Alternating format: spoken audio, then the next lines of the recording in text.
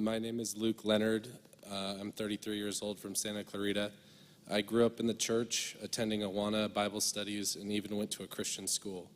However, when I switched to a public high school in 9th grade, I was quickly confronted with temptations that led me astray. I became solely focused on being the football captain, neglecting my studies, and indulging in worldly pleasures. I lied, I cheated, I dated non-believers, and I produced no fruit of the Spirit. I attended parties where I drank heavily and picked up smoking. After high school, I joined the Army, where I was stationed in South Korea for a year, and then at Fort Bragg, North Carolina. It was during this time that I became extremely lonely and depressed. I tried to fill the void. I quickly married a woman that I barely knew, who claimed to be saved, but I knew in my heart that it was not true. After the birth of our son, our marriage quickly fell apart, and my ex-wife moved to Arizona with my son. It was until after my military service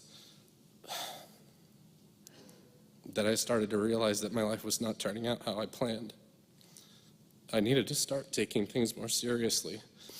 I met my best friend, who was new to Christianity, and we started to date and eventually got married. Still, I thought that I was saved until one day, while speaking with my father, he mentioned the concept of predestination, which I had never heard before. Confused and angry. I was confused and angry with God. I turned to John MacArthur's sermons to try to help me better understand. It was then that I slowly began to realize that I was never truly saved. As the weight of my sins and guilt began to bear down on me, I cried out to God and prayed, confessing all my sins and asking for his forgiveness. I knew that I was destined for hell, but by his grace, he saved me.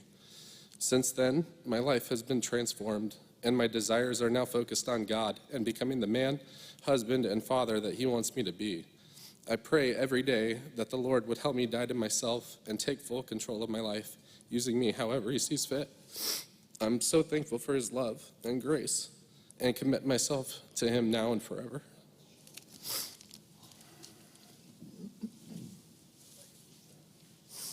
Luke, those tears are called gratitude. And I'm grateful as well to be privileged to baptize you in the name of the Father and the Son and the Holy Spirit.